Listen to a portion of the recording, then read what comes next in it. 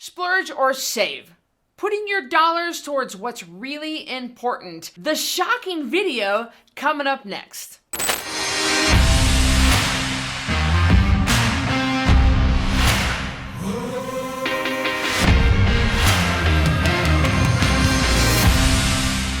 In this video, we're covering why so many people can't afford things that would make their life better, like healthy food. And then we'll cover some common roadblocks to being able to buy the things that you want. And finally, we'll reveal what you can do to start shifting from I can't afford it to being able to actually afford it.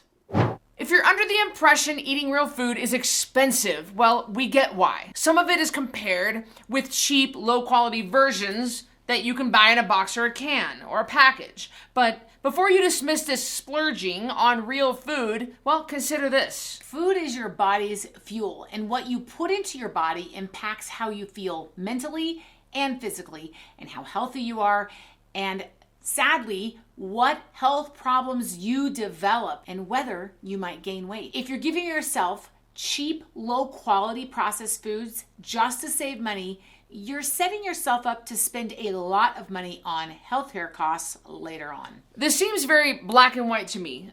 But you might already be spending a lot of money on healthcare costs. If so, the cheap junk food and fast food that you're buying is already costing you a lot of money. Think about it. It's costing you a lot of time and a lot of happiness, really. And in fact, Cristy, there was a study that was done where pharmacies, doctors actually wrote prescriptions for real food, and they had a food bank where they gave diabetics and other such medical conditions actual food that they can go home and cook, and they ended up spending less on their medications. So it's really a very, very simple thing to fix. Yeah. Before you tell us, well, why can't afford real food? Look, we want you to know we get what it's like to not have much money. We grew up poor on a farm in north central Idaho. And up until just a few years ago, I personally was completely out of money. I qualified for food stamps. I stood in the food bank line. And yes, I've been homeless and living in my car. We know that it's not all about having a lot of money for food. And looking back at our lives, if we had made different choices and developed different mindsets, we would have had more money than we did growing up, because I was a broke college student for many, many years. So I remember living on the elk steak and water that mom and dad brought for me. Yeah. So please don't take any of this as us judging you for your situation, because we also don't want you to see you limit yourself because you're holding on to behaviors, ideas, and low-quality processed foods that are costing you more than just the money, more than you realize. Here's what we mean. It's estimated that over 30 million Americans have diabetes. Wow. When you factor in the out-of-pocket costs for hospital visits, medications, along with lost wages, a typical person with diabetes who is taking insulin is going to spend thousands of extra dollars in extra costs. And that's even with health insurance. I remember this because my first husband, Jason Nickel, is type 1 diabetic, and we had to come up with a lot of extra money. And the problem isn't, those of you may be listening and saying, hey, I have insurance. And the problem isn't that your insulin is costing this much, even if you are paying out of pocket.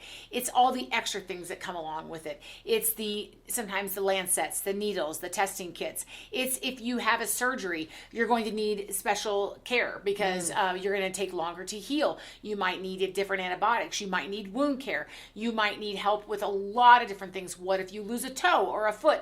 These are the things that happen when you're eating food that is not supporting your healing when you're diabetic. But and tearing down your body. Yeah, exactly. That's really what's happening here.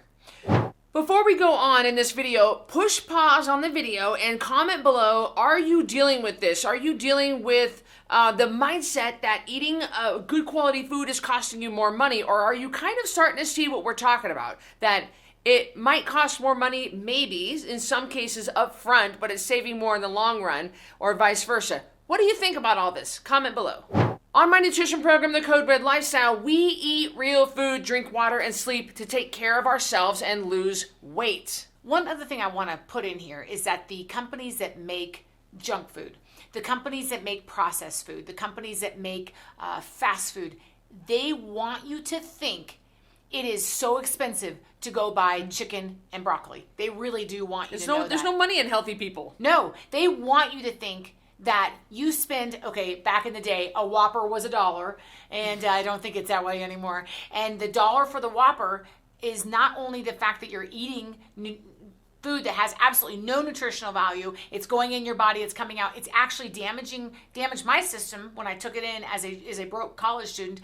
But I was convinced, because the people that put out the junk food, Cristy, had me convinced it was too expensive for me to go that was your only option? Decent food. And the truth is, people have done studies. It is not more expensive to eat healthy. Yeah. That is absolutely true. And it is very common for Cristy's clients with diabetes to reduce, and in the case of type 2 diabetics, be able to stop taking diabetic medication when they start drinking water, eating real food, and sleeping. Yeah, eating real food, even though it costs a little more, maybe in some cases, it gives them back all that time and money that they're wasting on their diabetes. This is preventable. Type 2 and pre-diabetes, we're talking about preventable. I've done many other videos on this topic. I'm not going to go down that rabbit hole, but you have the control here. It's 100% lifestyle driven. Most diseases, which all come with expensive medical costs, can be linked to nutrition and lifestyle problems.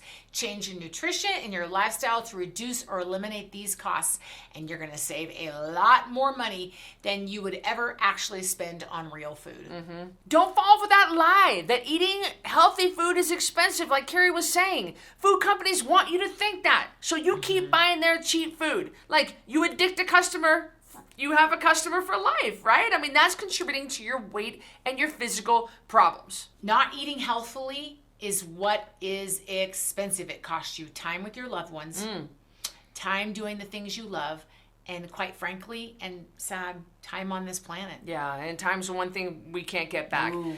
Well, now that we've covered why real food is worth the splurge and why not eating real food is more expensive, let's talk about what we can do to make eating real food as cost-effective as possible. One trick that I like to do and that Cristy likes to do is to buy frozen veggie steamers. Yeah. And everybody has their own version of it. You pop them in the microwave. They're ready in 4 to 6 minutes.